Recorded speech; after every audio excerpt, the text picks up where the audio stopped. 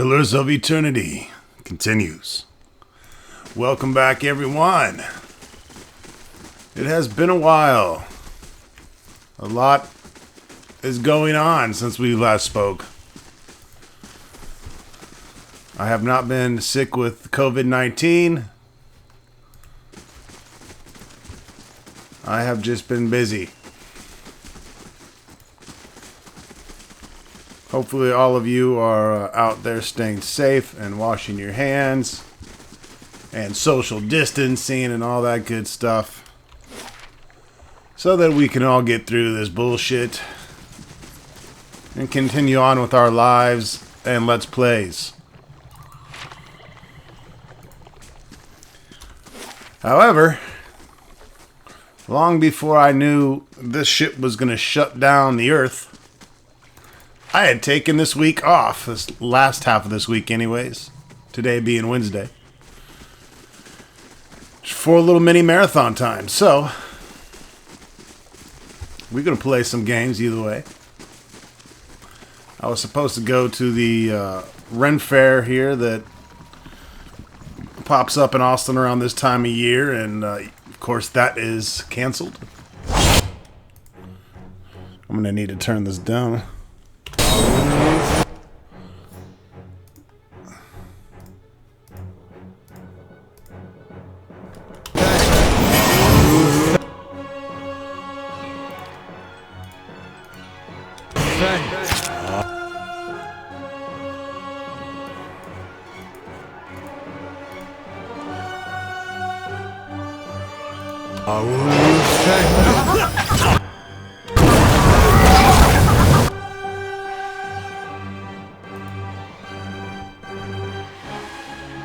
Alright, we didn't think of the fight already.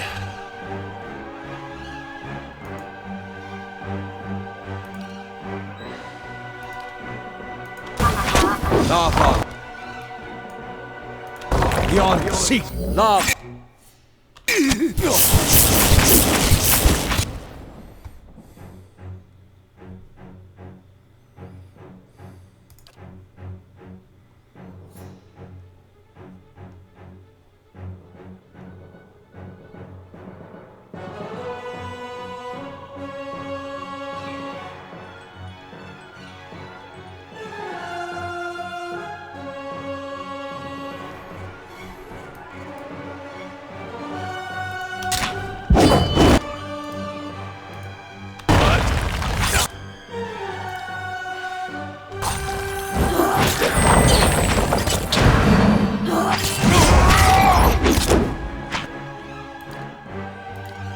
She got his attention.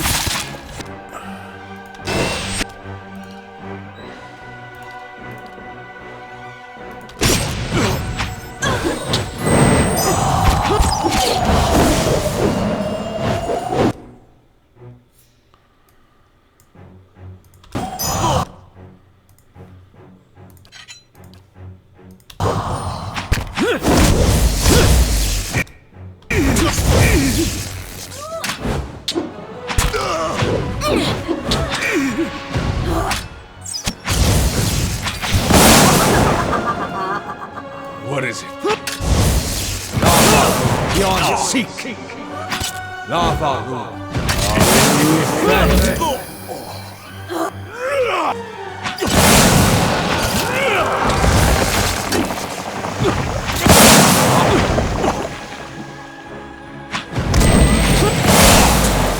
So much for you.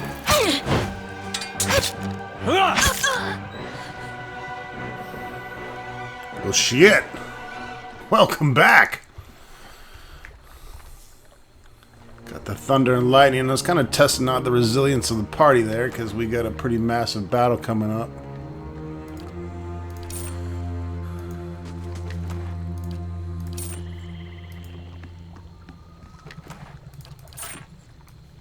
Yes. Everyone is so fragile except Eder and Luglug.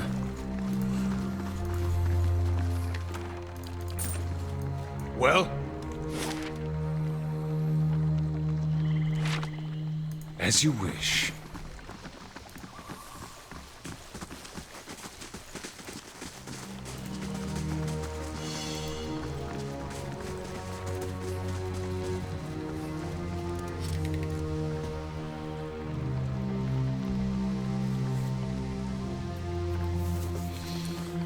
Shame they didn't have the level cap go a couple levels higher. It's never fun capping out before, unless you're like right at the boss. Missing out on more power.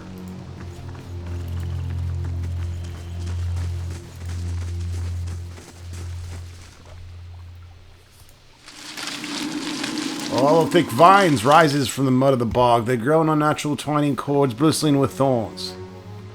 Though there are gaps between the vines, maneuvering through will take care and time.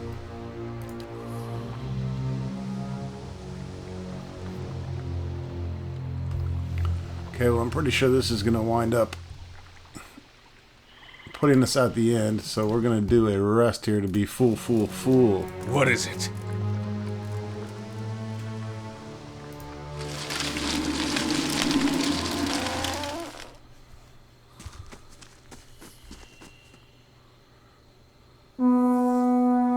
You notice movement up ahead. A robed figure rushes forward, stumbling through the muck. He blows a single piercing tone on a signal horn.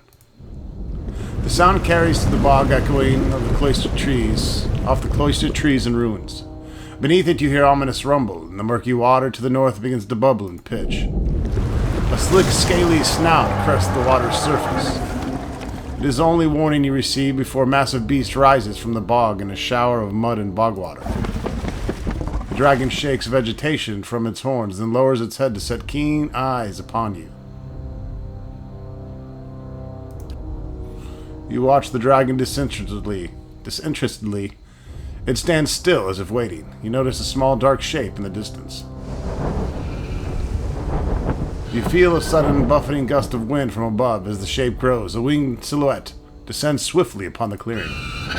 As the second dragon comes to a heavy landing, you take note of a figure atop its back. A woman with sweeping horns, garbed in black and flowing robes. She slides from the dragon's back in one graceful movement.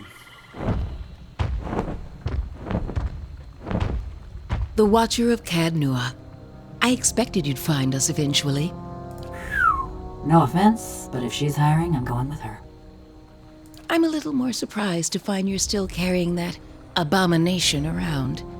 I imagine Consulhalt is better company without his tongue. I'm getting used to having him around. You could do better, I have to say. But I'm getting ahead of myself. I am Lengroth.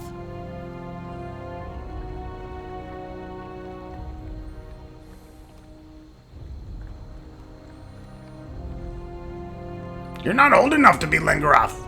Even Consulate had to resort to magic. A very different kind of magic. But you're right. There was a man called Lengroth long ago, and there have been many by that name since. Lengroth knew something Consulhalt did not. The brevity of life should be embraced, not feared. Each generation brings with it renewed strength and saves us from stagnation. When his time came, Lengroth was willing to let go, to leave his memories and body behind.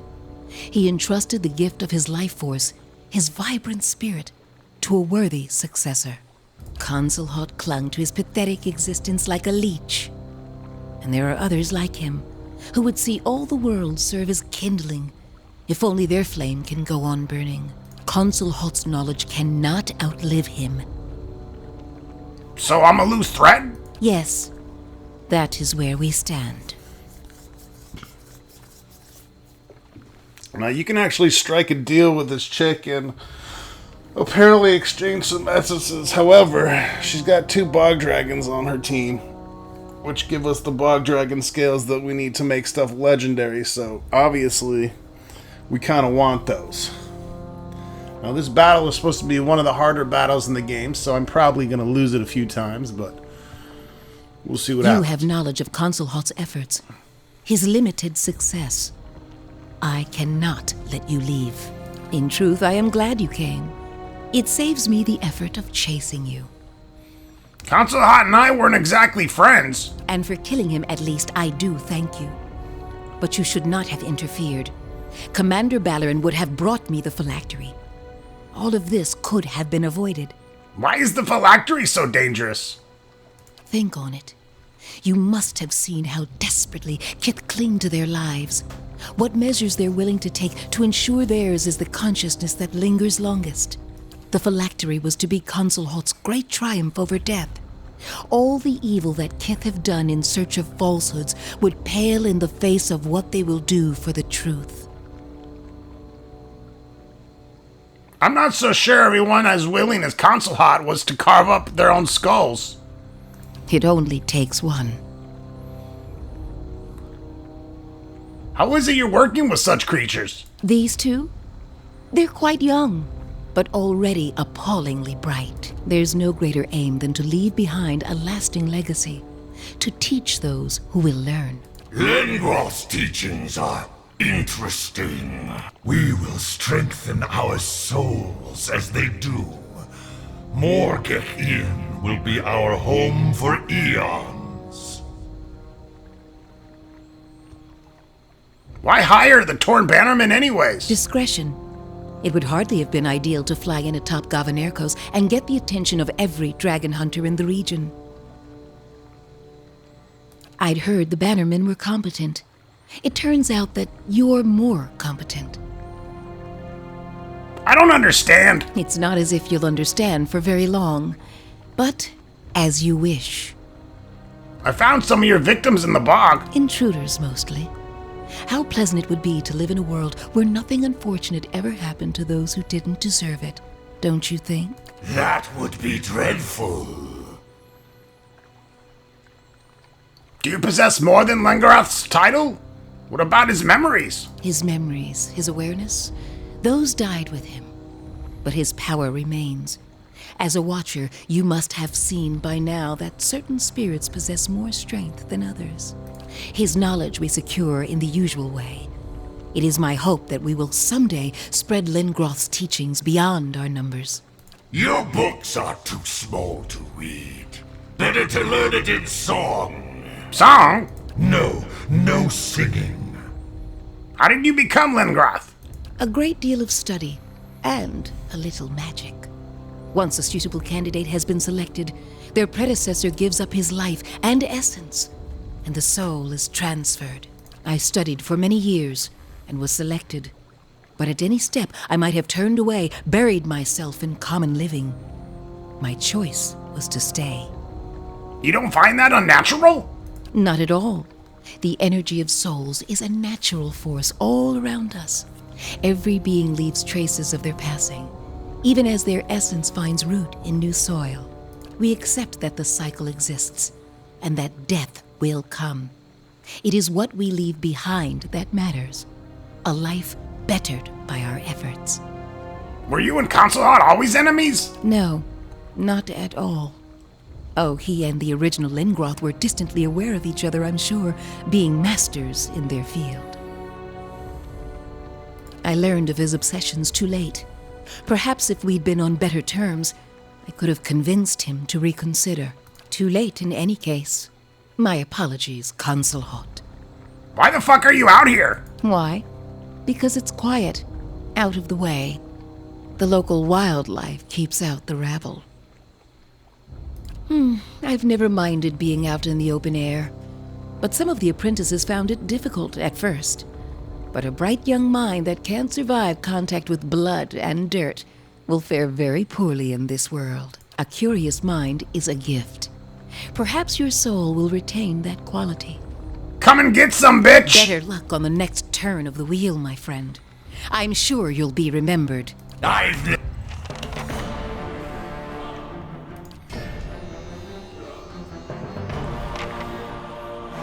Oh, don't even know where to begin.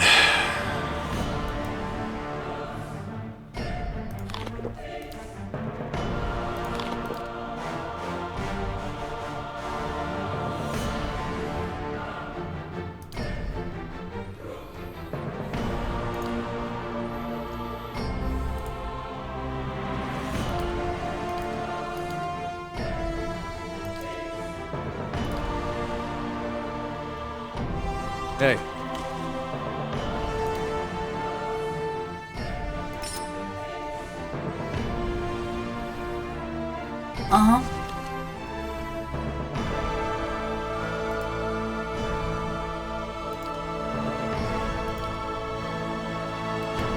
Moeth Ixilana.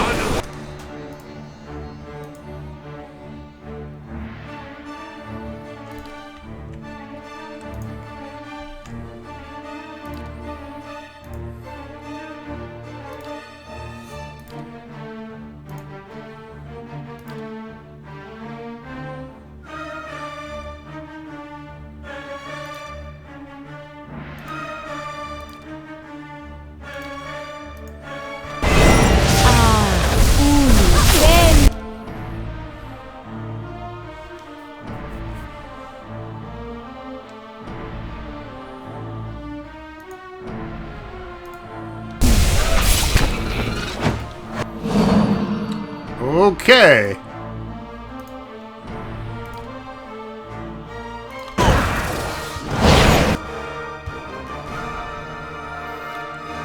Thief is down and didn't even fucking start the battle.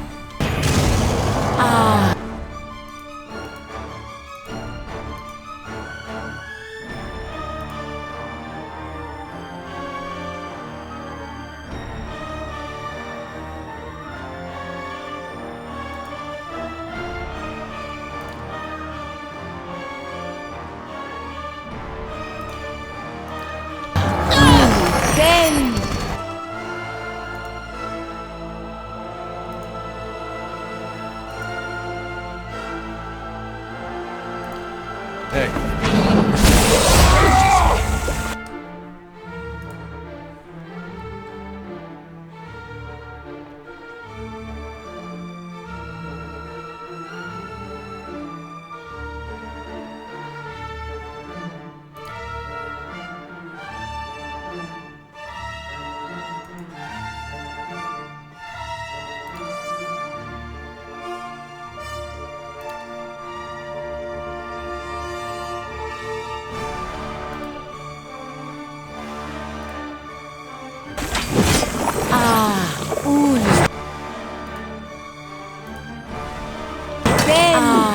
Ulu.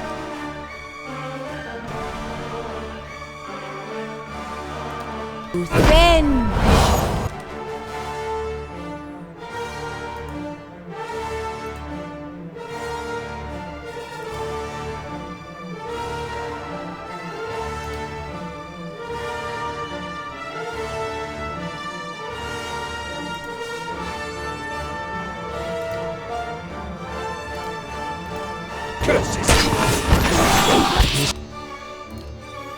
Jesus Christ, man.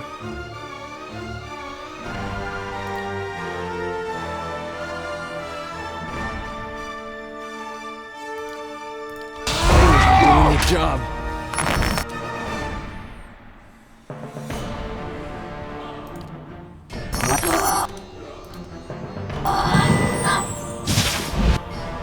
This shit is done already. Probably should go for Lingroth first.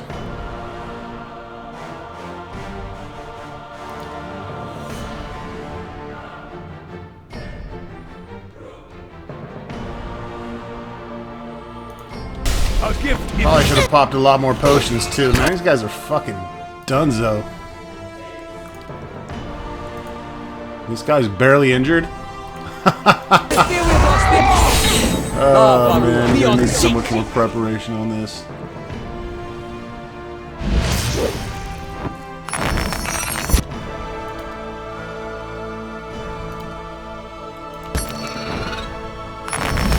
Oh, and Luglug's paralyzed.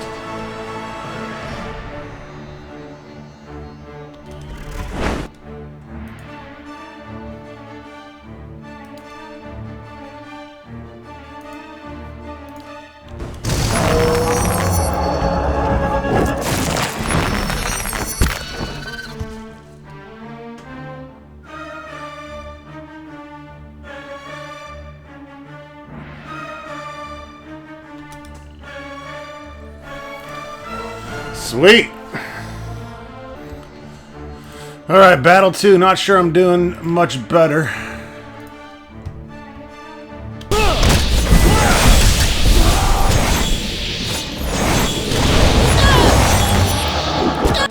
Trying to take this bitch out.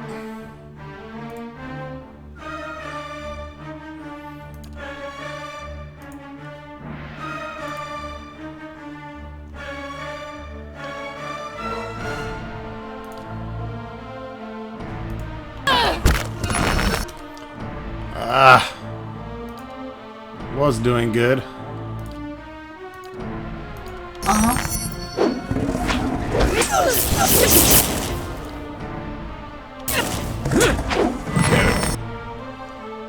Alright, looks like we killed,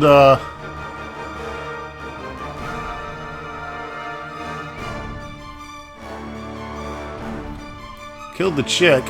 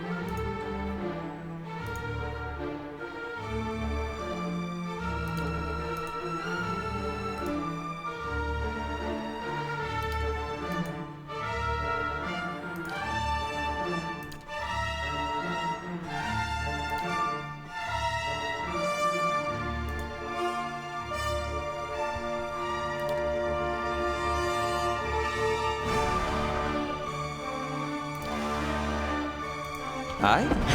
Rip!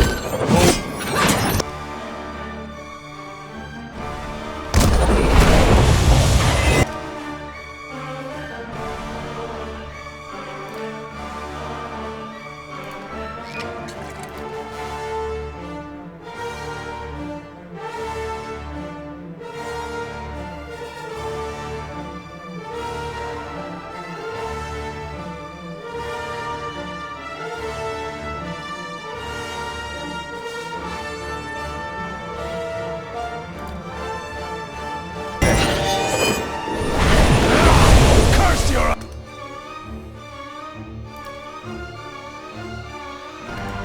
eyes!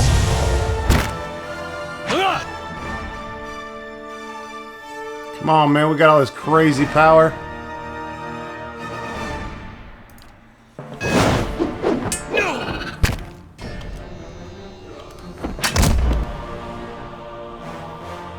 Ugh, so they're fucking dragon, man.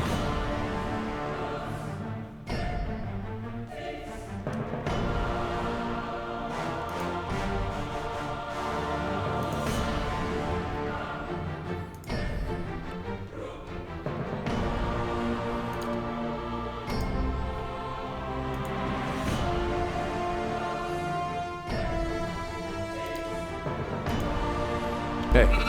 Rip! Uligda!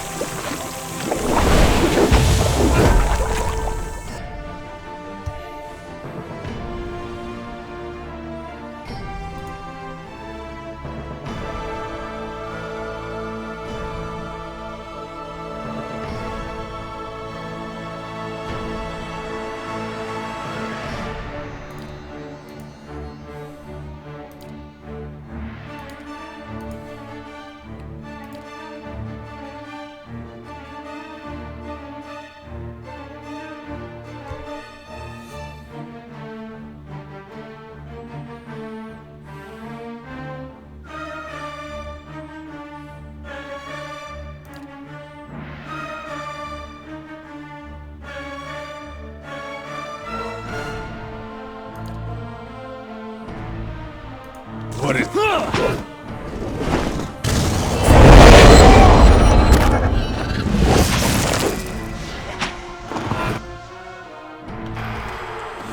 Yep, that's all she fucking wrote. Got a little closer, but... Curses!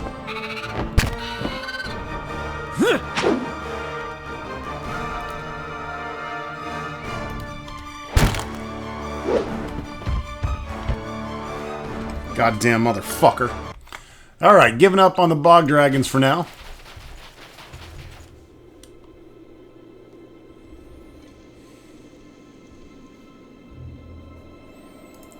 We also have Mr. Alpine Dragon here. He probably also whoop the shit out of me.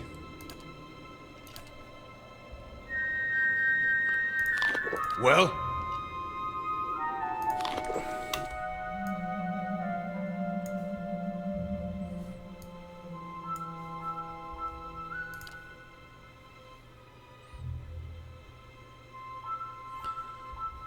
Probably would have helped if we rested. Right here. I'm going.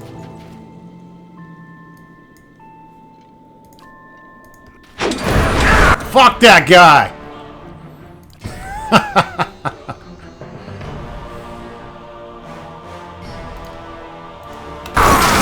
Sleep was actually working on the bog dragons. Oh man, I forgot. I got all this other shit. Man, this is fucking crazy. Dude.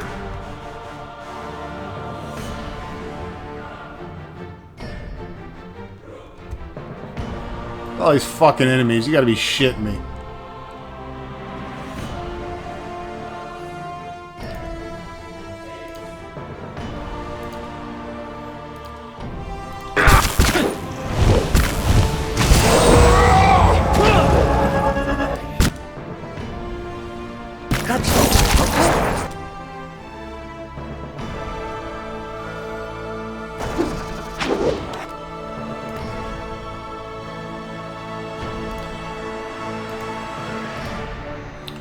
There's got to be better spells and better ways to attack these guys, and I'm just not doing the job. Gonna have to look up some strategies in YouTube vids. The Glug Glug and them just stopped attacking.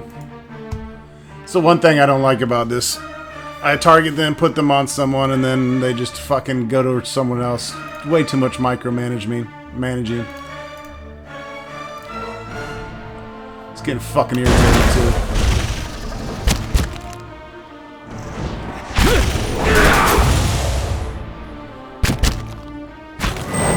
They're just standing there.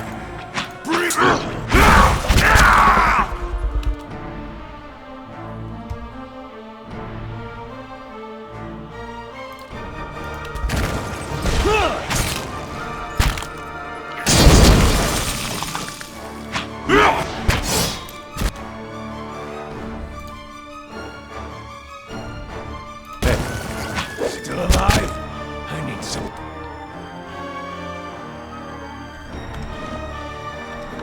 Shot. Well, Once again, Lug Lug attacking the wrong fucking thing.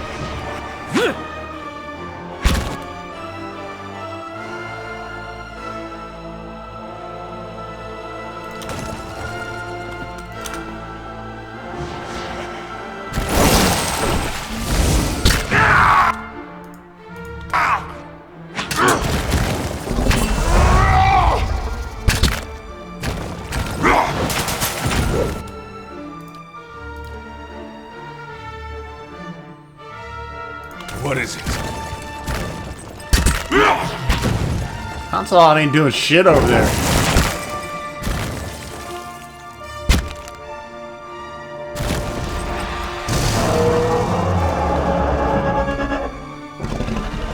Yeah, barely injured. I'm gonna have to do some more research before I fuck with the dragons. They're obviously not, they take a lot more strategy than a lot of these other battles, so... Need to get our Dragon Bowl soup ready and rest at the right end kind of shit. Alright, so after a couple dragon ass whoopings, I conferred with the almighty Mr. Satan, and he told me I'm doing it all wrong. First of all, I'm not supposed to have 2 mages and a rogue in the party for those. Apparently the way to go is with a druid and a pally. So, gonna save those for later so we can continue the main game and get something besides me getting my ass kicked recorded. And then at the end, once I guess we finish it, we can go back and kill him, or right before the end. I'm not sure. We'll figure it out.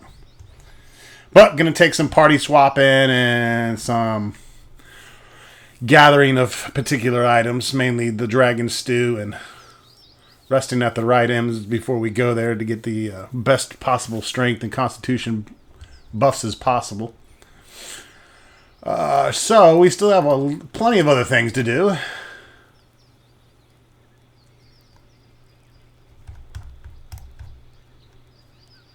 Including more bounties.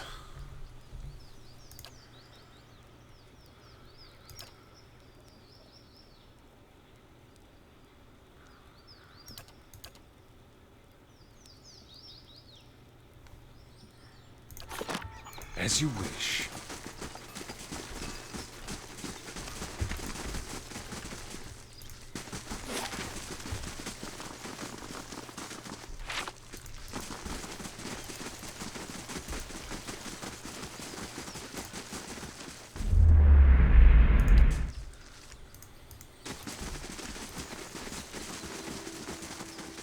Pumpkin, the Quarg. He's a death god-like. Looks a lot like Mr. Ronstock over there.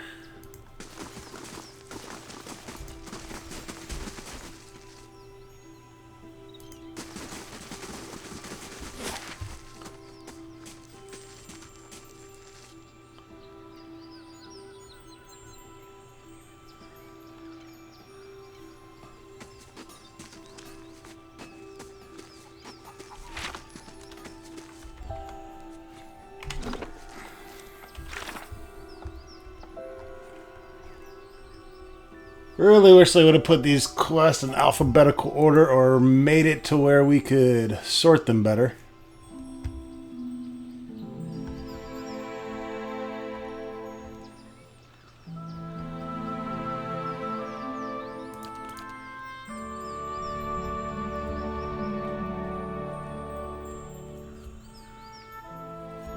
Head to Northweald for that one.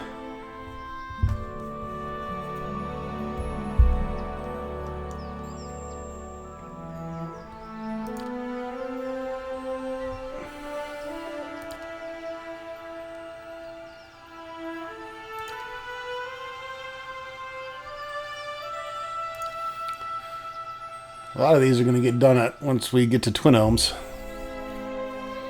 and Elmshore here.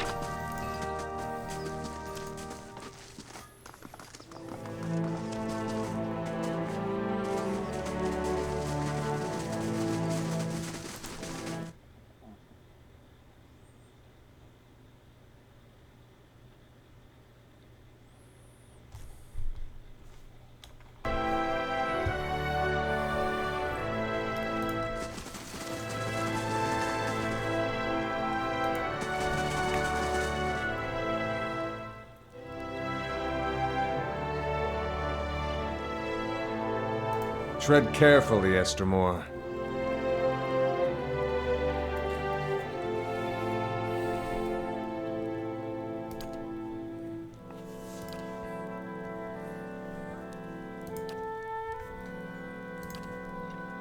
What brings you here? Did I not read all this shit already?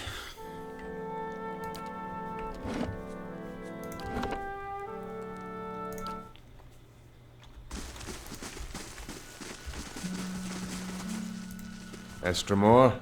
Sensing your approach, an agitated elven hunter suddenly drops his conversation and turns to face you. What kind of courtesy have you learned in your filthy homeland? A red stripe of paint gleams pearly with sweat from cheekbone to cheekbone. We speak of Glanfathan matters. Begone! The huntress in the group raises her calloused hand. Still your heart, Redeye. Do not forget where you stand. She parts the fine strands of golden hair that float between her face and acknowledges you with a nod. In the house of our ancestors and the 6 tribes, we commune as one people. Redeye looks away and the fumes in a restrained breath. The ancestors will forgive me and my brother when I clean the shame away from his name. He looks at the huntress, and from the taint it is brought to our tribe. Tell me about your tribe. Luglug's so interested. His voice swells with pride for a moment, holding his anger at bay. We're the keepers of the stone. He lets the name reverberate in the hall. We're the first tribe. Our history runs across the ages to the time of the builders. The huntress nods. We are the one with the past, with our traditions and history. The best crafts and hunts come from our kin. Other tribes look up to our prowess. They are consumed by envy. Redeye frowns. That's why Arthwin lies about my brother. His tribe has no history, no glory, but now he claims it as if the twice-split arrows were left to bear a false shame. What happened with your bro? My brother... The hunter's heavy breathing pauses for a moment. My brother Fjorm is the greatest hunter of our tribe. He set out on a blood hunt but hasn't returned, and now, Arthwin, the puny liar, he claims that my brother... He clenches his fist. The elven huntress fills in with the silence. Arthwin belongs to another tribe. He is the hunter that competed against Fjorm during their blood hunt. She gives a glancing look to Radai. Arthwin claims that Fjorm has exiled himself, deciding to not return to Twin Elves. Radai scowls. His stripe of paint curves like an angry wound. Exiled in shame for losing to him during the blood hunt. Can you believe this shit? Even though Arthwin returned with his giant Stelgar's fang as proof, it's hard to believe that Fjorm would have failed to kill the prey first. The huntress digs her heel in the dark soil. But you cannot claim that yet, Radai. Not until the Anamfatha judge the truth. Arthwin's weak! From a lower tribe. Radai bares his teeth. He lies! I'll find the truth and clean my brother's name. You mentioned a blood hunt. What the fuck is that? We prove our worth in the blood hunt. We set out to stalk and prey, always a dangerous creature, and only one kills it first. The elven huntress interrupts with an exasperated sigh. Yes, but we hunters pass to bound as Landfather as one, not as enemies. 2 hunters, 2 tribes, 1 spirit. That is our way. Our way isn't to lie. We don't betray our brothers and sisters for our own gain. The blood hunt between your brother and Arthwin has broken the communion of our tribes, Radai. Do not dig in this wound until you can claim the truth. She turns again to face you. Perhaps our customs appear strange to you, but despite what you now see, we Glanfathans hold our bonds sacred. Why would Arthwin lie about your bro? Why?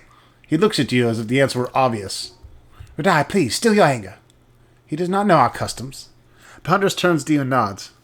Arthwin stands much to gain from claiming victory over Fjorm. It brings renown and glory to his kin, a lesser tribe that twice split arrows. Arthwin has no history, no name, and now he returns a hero while my brother... His face twists in ire. Shit! Perhaps worse.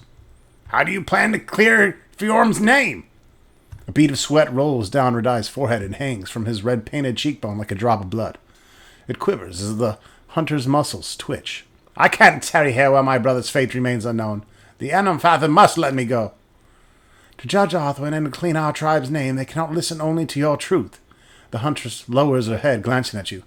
Before the Anamfatha, only an impartial voice can speak for what happened. You mean to involve this one? And Estremor? She points at him, her callous finger curved like a claw. Listen to me now, Arthwin returned, with proof your brother did not even come back. The huntress blows against the fine hair floating down over her face. The tribes are split. Something must be done. What do I care about your petty troubles? I got more important things to resolve in this city. Radai smirks, spins the straight red stripe under his eyes. How typical of an Estremont to think of himself so lofty and beyond reproach. He flares his nostrils in a deep challenge. If you're so important, discovering my brother's fate should prove a simple challenge. The huntress nods at you. Fjorm and Arthwin went to the Northweald Forest beyond the Old Song Pass to hunt a giant Stelgar. Search there and return to us the truth, but be aware, Stelgar of such size many times over their lesser kin usually gather a big pride that follows them closely. Radai's eyes fix on you, 2 glowing embers over the blood-red stripe painted across his face. Astamar, I don't expect the help, but I'll do anything to know of my brother's fate and clean the stain that Arthwin has spilled on our tribe. He throws his chin back. Anything. This I claim.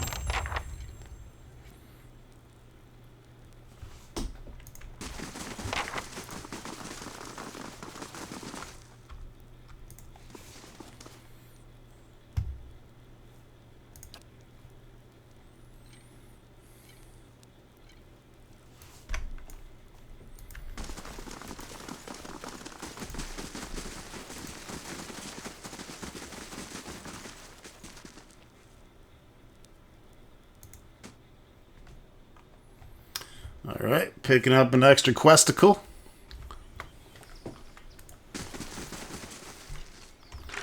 Need to check, see if we got these other tasks and quests here.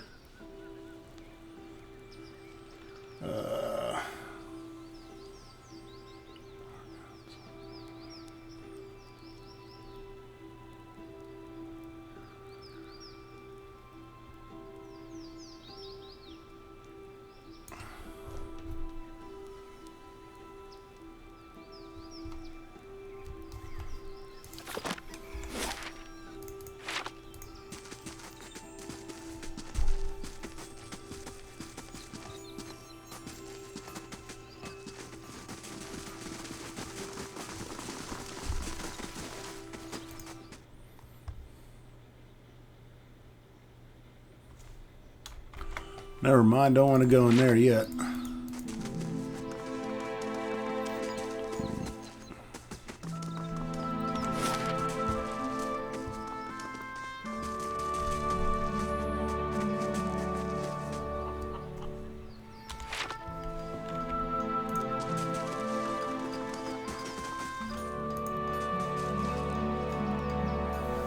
She'll pay! The witch shall!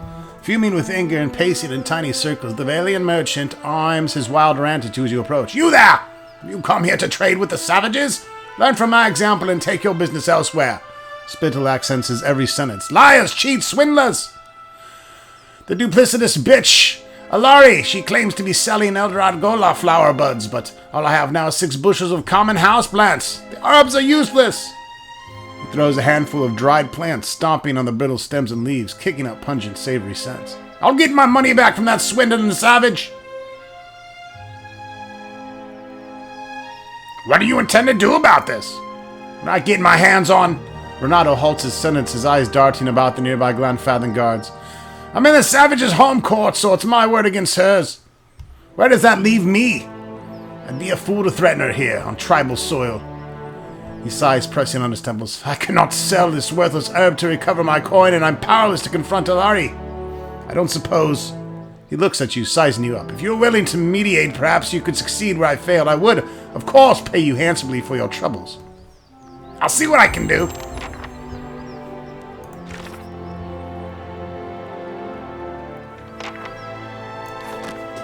Alright, now we go up here.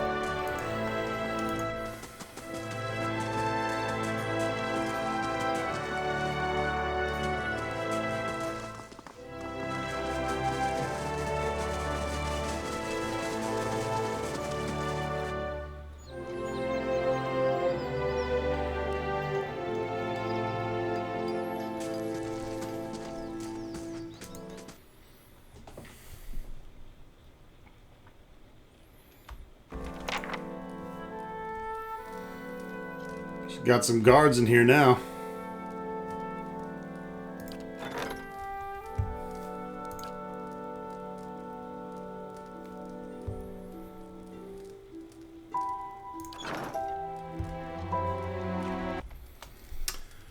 Well, let's see. Well? It's not a really clear evil path here. It's he said, she said, but we can... Yes? We can cause a little bit of a ruckus, I believe. I expect Renato to employ someone on his behalf. I'm surprised to see that it is you doing his bidding. She tilts her head to the side and blinks slowly. Does the presence of my armed entourage concern you? You're expecting defense as a shopkeeper, am I right? Alari raises her dye-stained hand just as one of her guards begins to lurch forward. Stillness! She barks at her attendant. Give the Estremor a chance to speak. We are not a Woodian beast. Here hospitality reigns. Alari nods to you, holding up an open hand, her palm and fingers covered in blue and green dye. Envoy of the Valian, speak the message you are sent to deliver. I want to hear your side of the story. Maybe I can help you instead. Fuck him! She eyes you for a long moment. You would turn on him. Renato must vanish from our sacred city. He sows distrust and must be uprooted. If you wish to help, convince him to be elsewhere. But Glenfathen hospitality must be observed always. He's to be given a chance to leave on his feet before he bleeds on his back. Deliver in our name a warning. Tell Renato that if he does not leave, he will be accused of conspiring to pilfer Egwythian relics from our lands. He won't risk a trial by counsel of the Anfada. She draws a small wooden cage from the folds of her robes. If he won't listen, tell him that his faulty member will end in a cage. Just like this black beetle. Food for our birds. Whoa, his faulty member? She gonna put his dick in a cage?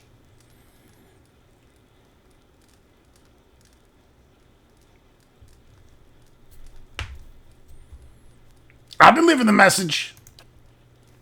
Return to me and the Valiant has disappeared from Twin Elms. Yes?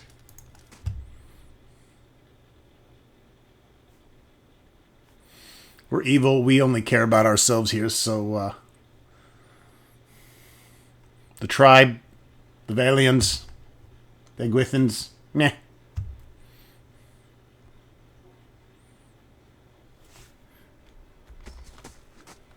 As you wish.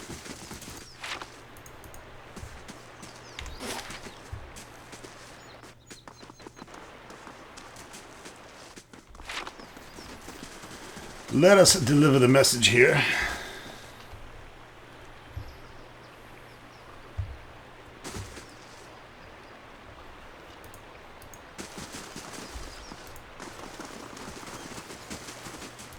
Good day to you. Alright.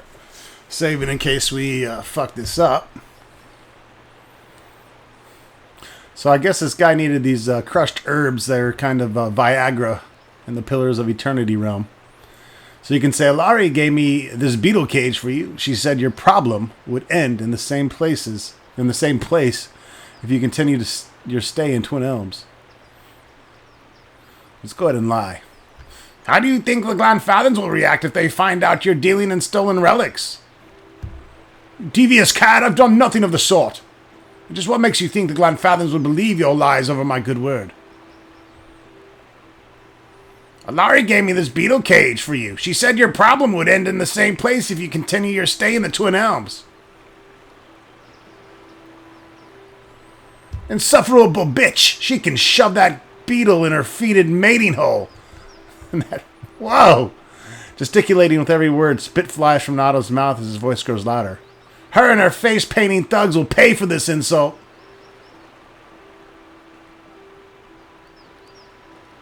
He reaches out to strike the cage from your hands.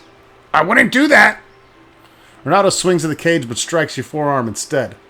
The trapped insect falls harmlessly on the ground. Renato turns to face you, his face flushed with rage. Madaccio! The Valian merchant shouts at the top of his lungs. Savage, filthy animals! This damned city will burn! You hear a whistling sound from nearby. I'll kill you! Renato's voice gurgles mid-sentence. The tip of an arrow, gleaming red, protrudes from his throat. The merchant quivers in a quick spasm, flailing his arms. He drops to his knees, spurts of blood flowing down his chest. You look up and notice a Glanfathan archer approaching the scene.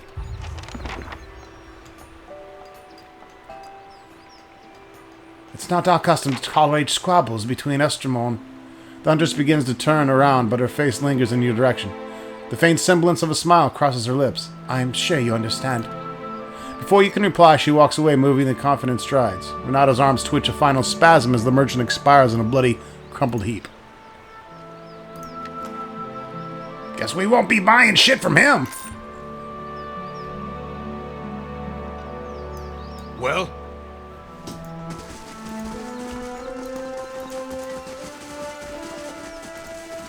I don't think there's an ending where we can actually get them to cut his dick off and put it in the cage.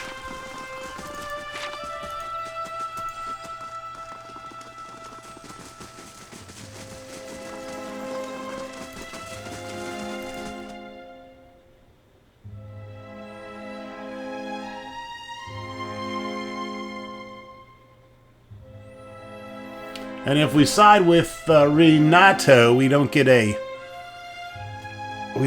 pet, and I have to get all the pets in this game. You are welcome into our hearth. What news do you bring? Renato won't trouble you anymore. He's dead. Dead? Alari's eyebrows raise. Her posture stiffens. I'm not surprised, given his behavior thus far, but the death of a Valian merchant could bode poorly for trade. Good! Reaching into her robes, Alari produces a small pouch. Still, the matter is settled, and Renato will no longer darken our market. Here's your payment for services rendered. Travel safely, Esterbo.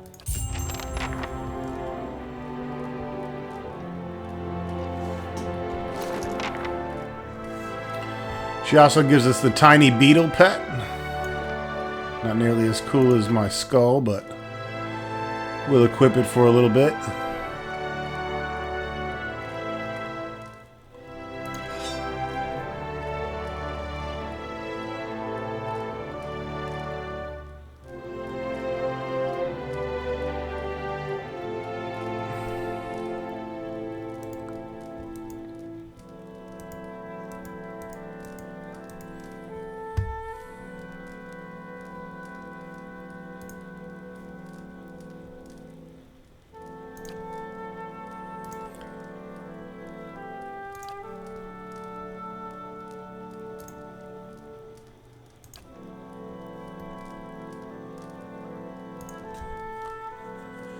feel like this hammer is still better than that sword. All these attacks are now based against everything and not just the great ancient ones.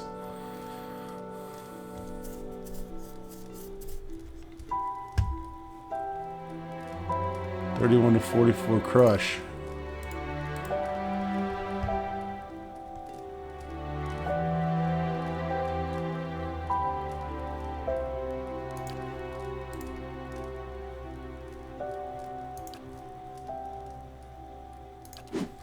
Yeah, I don't know. Hard call. This is only superb as well. And unfortunately, we cannot enchant that. Can't enchant either of these.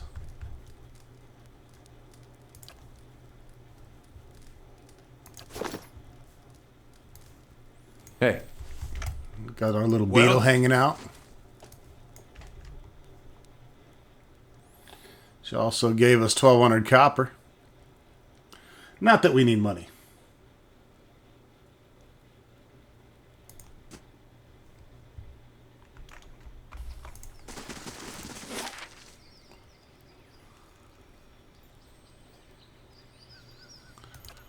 Well, let's go check out a new place.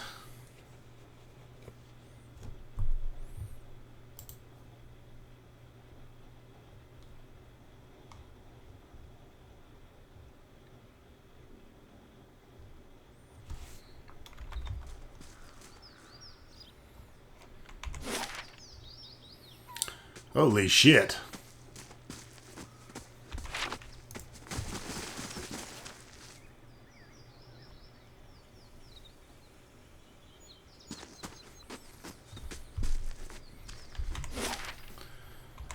Welcome to Elm's Reach.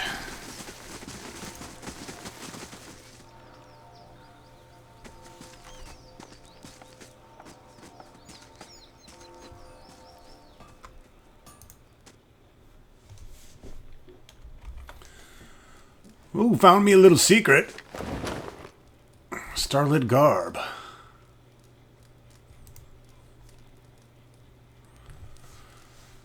Unique light armor. Exceptional +4 damage reduction, +10 defense against spells, +2 athletics. This somber set of robes is flecked with bright shimmering points of white, an imitation of a starry night sky. It was commissioned by an aging scholar whose love of astronomy and failing eyesight pressed her to request a set of enchanted garb which would allow her to pursue her studies for the years to come. Okay, some possible mage armor here.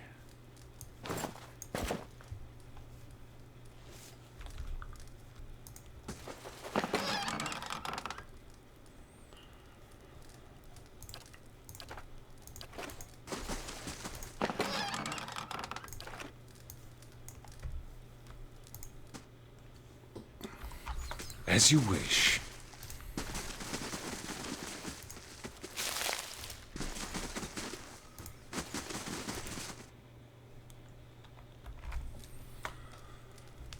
Okie dokie.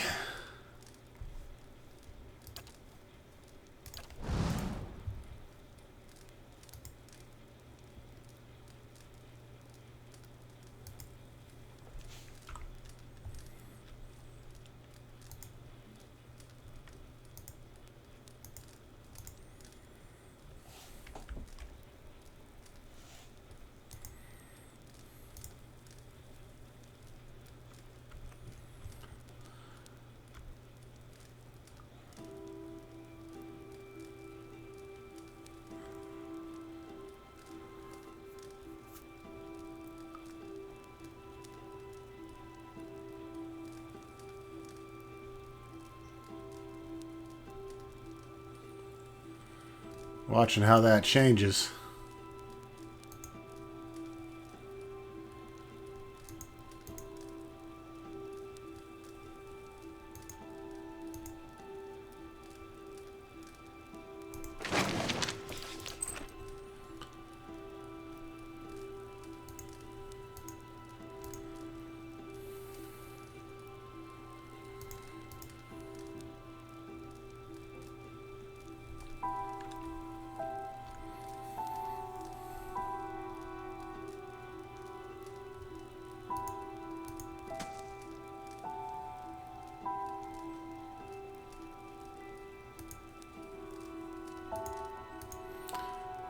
Shouldn't be able to see me from there.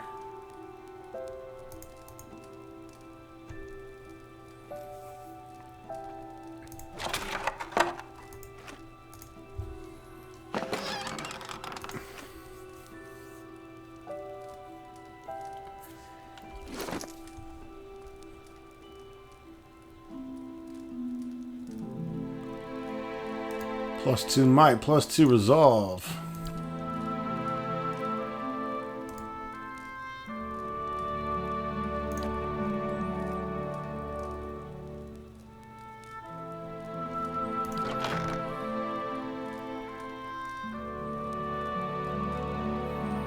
I believe I stashed another unique weapon. I have no idea which one it is, though. Too fucking bad. Just gonna need to go through all the weapons and decide which ones are the best. Should be a list out there.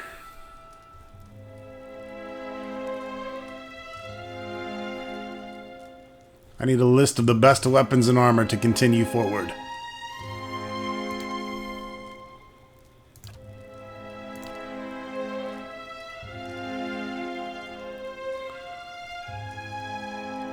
Ring of deflection +9.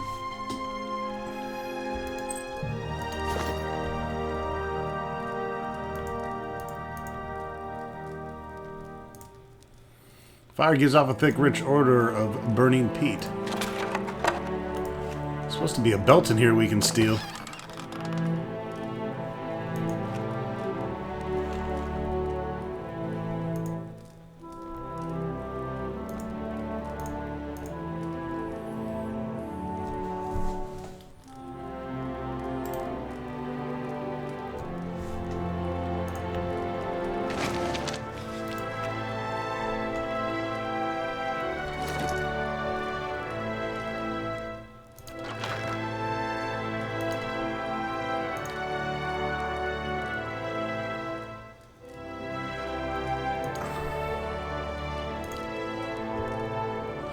Enchantments high to low.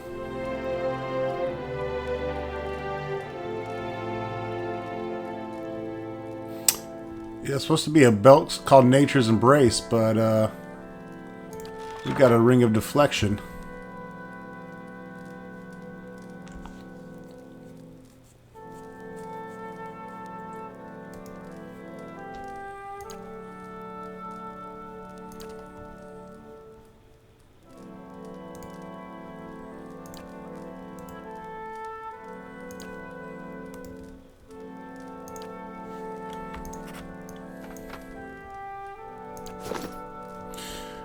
Okay, so much for that. What is it?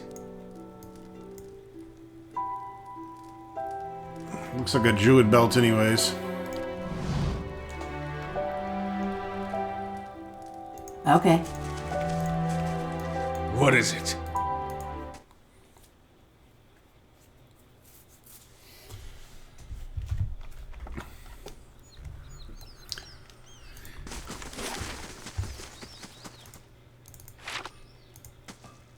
Well, gonna be wrapping up here.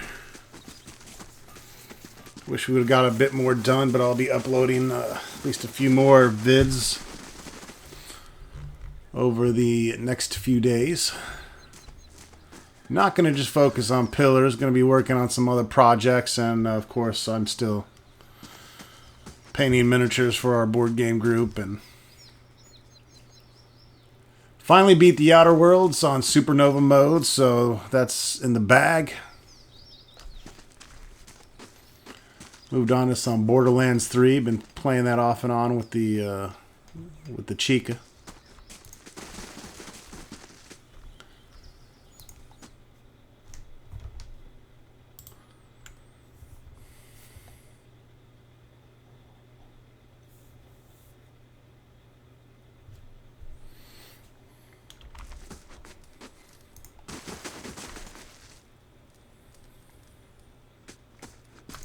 Look at all this shit.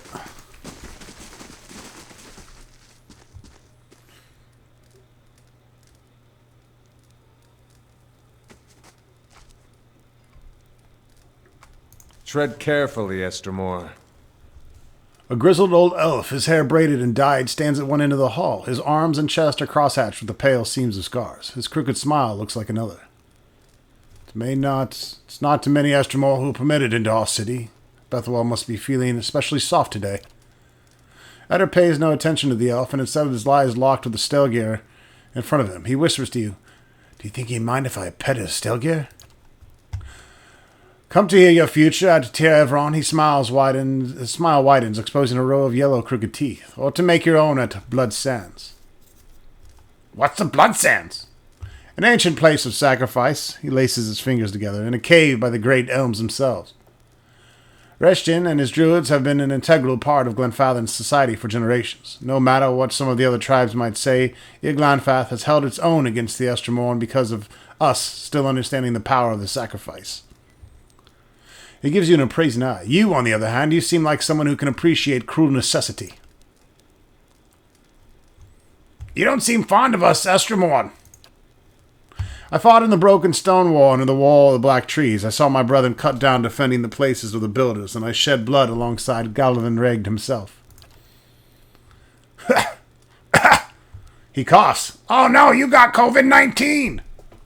Now the Estermorn seem to think that they will find a cure for the empty children among our sacred sites, or worse, they will find sanctuary in our lands." His gaze darkens. "And I've seen what happens when they set their sights on Glenfathan's soil. From what I've seen, those sacred sites might actually have a cure. They protect those sites because someone told them to. You wish just once they'd have the courage to question it." "Then you must fight back! Give them a reason to stay away!" He smiles slowly. "You understand me well. Maybe you were a three-tusked Stelga in another life. Your ferocity is unusual amongst Estermorn. Perhaps you can appreciate my predicament. In my 250 years, I've led my people through 2 wars. Our borders have remained intact and largely through the reputation of three-tusked Stelgar." His voice drops to a growl. "I've sired dozens of children, but none have been deemed fit to take my place. I care nothing for the legacies that obsess the Estermorn's lords, but it is important that my successor continue this path."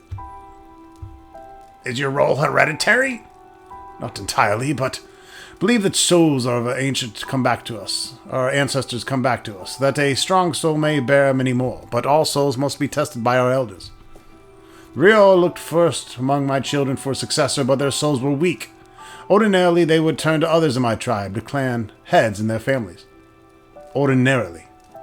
But we share a tradition of fostering the children of other tribes, and the Amnofath of Fisher Crane has trusted his youngest to my care."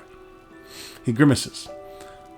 "And as none of my own blood are fit to take my place, the Rial will look next to this bog child, the kin of another Anamfath, and my foster daughter, to take my place." "Bog child?"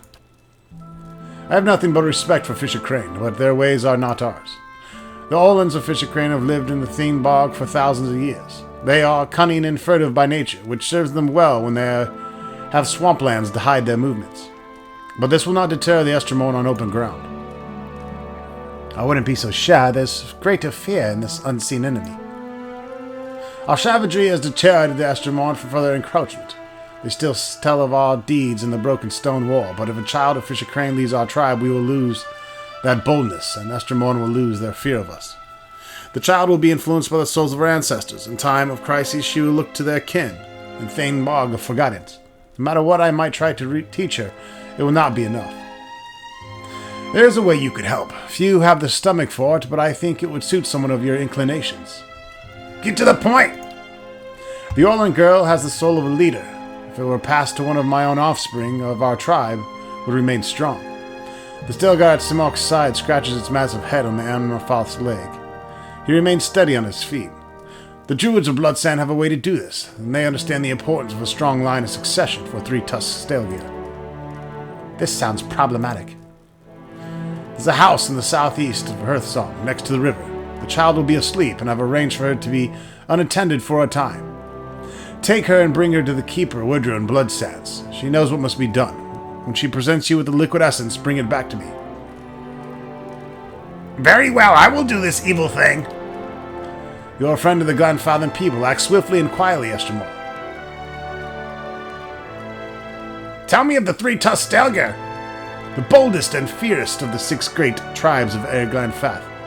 It is we who first offended against the Estermorn who came to shore 200 years ago." He raises his chin. We have always been the border tribe, and it's always fallen on us to hold the line against outsiders and invaders. What do you do here besides look cool? As Amonfath of Three Tustelga, I guide our tribe in all matters. He looks at the main room of the hut where the others have gathered. I am in Twin Elms to confer with some of the other Amonfath about Anolfin, your Hollowborn. We only have such births here on occasion, but it has made us more vigilant about our neighbors. One Stelgar stretches, flexing his claws. His eyes narrow. There are some of us who believe your Olonfen to be punishment for the defilement of the builder's sites. Others say it's a plague carried by the Estremol. People make it what they want it to be, and when it ends, if it ends, they'll make up reasons for that too.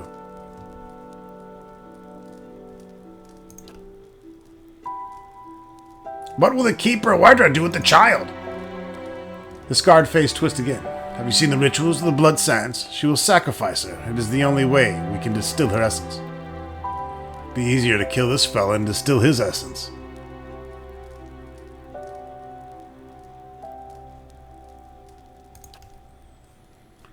Well, that sounds obviously evil, so... Well, I guess we're sacrificing babies now. Anyways, that wraps it up for this episode of Pillars of... Oh, never mind. We interrupt your daily programming with this message. A young man approaches you with a swift and purposeful stride. While you've never met him before, he has the same stern, wild look as Smoke. He doesn't speak until he's right next to you. When he does, his voice is quiet. Wait, I saw you speaking with my father. Out of my way, dickface! He glances back at the room with Smoke. He's asked you to sacrifice Vela, hasn't he? He grits his teeth. Maybe he's right about the Three Tustelgar growing weak, but if this is the price of strength, it isn't worth it. The tribes have survived this long because we've stuck together. A voice of reason. It's a wonder Samok did not feed him to the Stelgars. Actually, I agree with your father. Does even your cruelty know no limits? He grimaces, looking at the nearby warriors. His voice returns to a whisper. The Broken Stone War was bad, but do you know what kind of tactics he encouraged? Raiding farming settlements, slaughtering villagers who've never even trespassed. He says this brutality is all that keeps the Estremon from invading our land. Sometimes I wonder if it's what's caused the War of the Black Trees. Maybe there's another leader who will rise from our tribe, or maybe this is God's way of saying that Simok's time is over. He frowns. There's an herbalist among the Ovets of the Golden Grove. Bledha, that's her name. They all gather southeast of here by the river. She could brew a poison. Simok wouldn't know the difference until it's too late.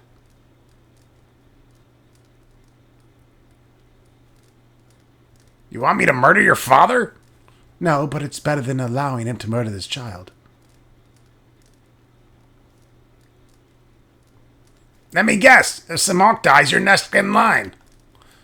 It's not like that. The Real have already determined that my soul isn't strong enough. Whoever follows my father, it won't be me. Nah, I'm gonna help Dad. Savage, With another glance at Simok's chamber, he backs to the doors. I'm warning you now, Estremol. Stay away from Vela. I'm my father's son, in at least one regard.